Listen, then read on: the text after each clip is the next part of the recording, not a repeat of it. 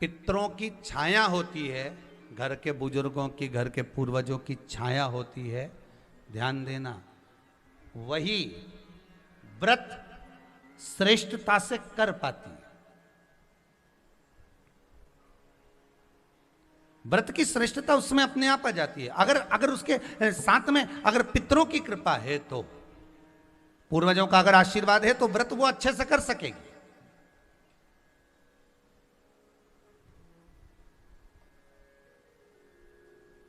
और सहज भाषा में समझ लीजिए, बहुत अच्छे से समझना इस बात को, कि मान लो, एक सरल भाषा में आप और अच्छे से समझिए उसको, बहुत अच्छे से,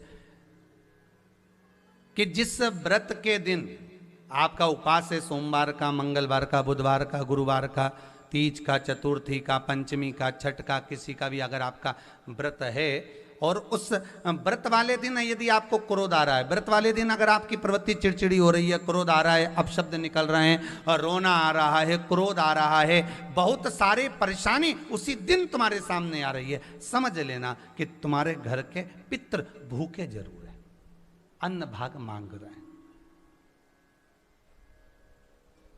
एक बात पहले भी कही थी, शायद आपको ध्यान में होगा, रात्रि को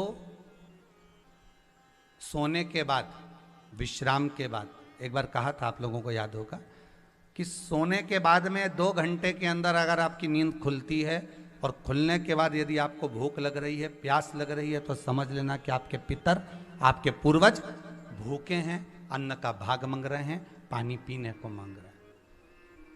उससे नहीं समझ सकते तो व्रत से समझो।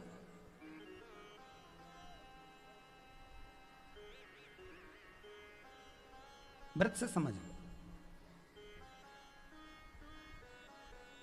मान लो आपने व्रत किया और आपकी प्रवृत्ति चिड़चिड़ हो रही है, क्रोध आ रहा है, अपशब्द निकल रहे हैं, ताने निकल रहे हैं, या कोई कुछ कहकर चले गया और आपकी आंखों में अश्रु भर रहे हैं, आपकी आंखों में आंसू आ रहे हैं, तो वो श्रेष्ठ व्रत नहीं हो सकता, उसमें दुख है।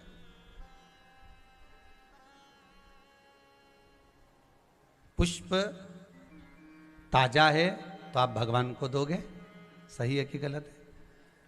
केला अच्छा है तो भगवान को दोगे, वो काला पड़ गया तो तुम भगवान को दोगे क्या? अंदर से गल चुका है तो भगवान को दोगे क्या? नहीं, आप भगवान को दोगे। कोई फल ताजा है तो आप भगवान को दे दोगे, कोई पुष्प ताजा है, अच्छा है तो आप भगवान को दोगे। अगर पुष्प मुरझा गया तो भगवान को दोगे क्या? पुष्प बेकार हो गया तो भगवान को दोगे क्या? नहीं। उसी तरह व्रत होता है, उसी तरह हमारा व्रत है। जिस व्रत में हमको क्रोध आ रहा है, जिस व्रत में हम चिड़चिड़े हो रहे हैं, जिस व्रत में हम अपशब्द कर रहे हैं, जिस व्रत में हमको रोना आ रहा है, जिस व्रत में हम किसी की बात का ठेस हमको पहुंच रहा है और हम क्रोधित हो गए, हम रो दिए, हम चिड़चिड़ हो गए, समझ लेना वो फूल मुरझा चुका है, वो व्रत तुम्हारा बेकार हो चुका है, उसको भगवान स्वीकार नहीं करेगा। और जिस व्रत में आपके चेहरे पर प्रसन्नता, हम इस व्यासपीठ से कहना चाहेंगे कि जितने भी यजमान यहाँ कथा करवाने आते हैं, जितने भी यजमान यहाँ पहुँचते हैं या ऑनलाइन वहीं से बैठकर पूजन कर कर कथा करवाते हैं, हम उनको भी कहते हैं कि 7 दिन की आपकी शिव महापुराण की कथा है, 5 दिन की आपकी शिव महापुराण की कथा है, 9 दिन की आपकी शिव महापुराण की कथा है। शंकर की कथा, चाहे भागवत कथा हो, चाहे रामायण कथा हो, रामचरितमानस हो, चाहे गीता हो, जिस पुराण को आप बचवा रहे हो, जिस पुराण को आप करवा रहे हो, जो करवाने वाला होता है उसके चेहरे पर स्माइल होना चाहिए, प्रसन्नता होना चाहिए। क्यों?